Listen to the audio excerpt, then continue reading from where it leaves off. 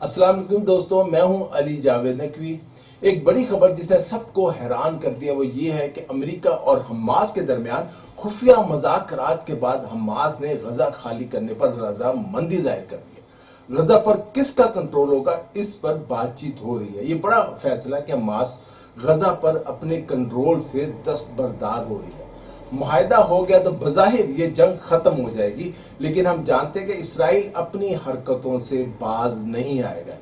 ایک طرف تو خفیہ مذاکرات ہو رہے تھے جس کی تصدیق حماس نے بھی کیا، اور دوسری طرف قاہرہ میں بھی حماس اور مصری حکام کے درمیان غزہ کی پٹی میں جنگ بندی اور اسرائیل کے ساتھ قیدیوں کے تبادلے پر بات چیت ہوئی۔ مصر نے حماس کو جنگ بندی کے لیے ایک حتمی اور جامع معاہدہ پیش کیا ہے جس کی بین الاقوامی ضمانت بھی دی جائے گی۔ امریکہ بھی اس کا ضامن ہوگا اور سعودی عرب بھی اس کا ضامن ہوگا۔ قاہرہ میں جاری مذاکرات کے دوران حماس نے اس بات پر آمادگی ظاہر کی کہ فائر بندی کے بعد اس کے جو مجاہدین ہیں وہ انہیں واپس غزہ سے بلا لیں گے اور انہیں کسی قسم کی عدالتی کارروائی یا تعاقب نہ کرنے کی ضمانت دی جائے گی، یعنی ان کے خلاف کوئی مقدمات نہیں چلائے جائیں گے۔ حماس نے یہ بھی تسلیم کیا ہے کہ وہ غزہ کے حکومتی امور کی براہ راست ذمہ داری نہیں سنبھالے گی، بلکہ کسی اور کو یہ ذمہ داری دے گی جو اتھارٹی بنائے گی جائے گی۔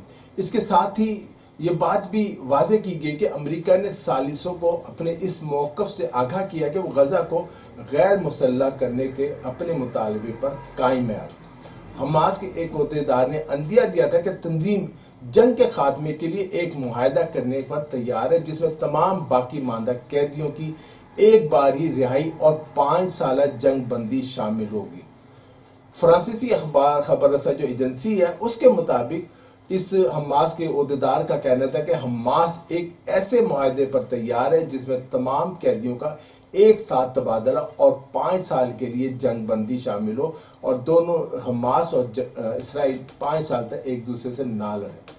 انہوں نے مزید کہا کہ ہم امید کرتے ہیں کہ حماس کا نقطہ نظر قبول کیا جائے گا جس سے مکمل جنگ بندی، اسرائیلی فوج کا مکمل انخلاء، قیدیوں کے تبادلے کے سنجیدہ معاہدے اور فوری اور وافر مقدار میں امداد کی فراہمی کی ضمانت دی جائے گی، اور امریکہ اس کا ضامن ہوگا۔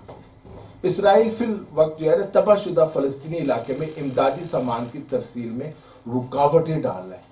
اس سے پہلے حماس نے اسرائیل کی اس پیشکش کو مسترد کر دیا تھا کہ جس میں 45 دن کی جنگ بندی کے بدلے 10 زندہ اسرائیلی قیدیوں کی رہائی کی بات کی گئی تھی۔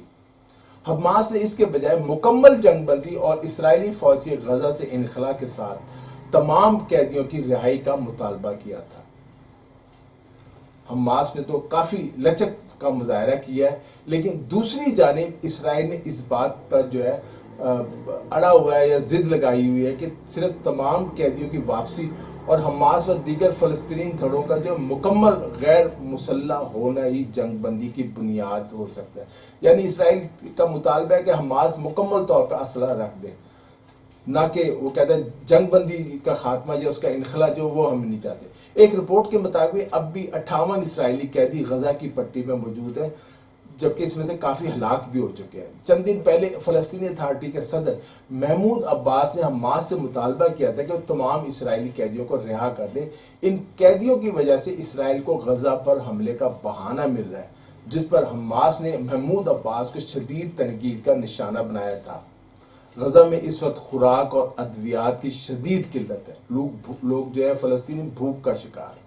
اقوام متحدہ اور امریکہ سمیت کئی ممالک نے اسرائیل پر زور دیا ہے کہ وہ شہریوں کے لیے خوراک اور ادویات کی فراہمی کو یقینی بنائے۔ اسرائیل کی کوشش ہے کہ غزہ کو فلسطینیوں سے خالی کروا کر اپنے کنٹرول میں رکھے۔ اسرائیل کے جارحانہ اقدامات سے پورے مشرق وسطیٰ کا امن داؤ پر لگا ہوا ہے۔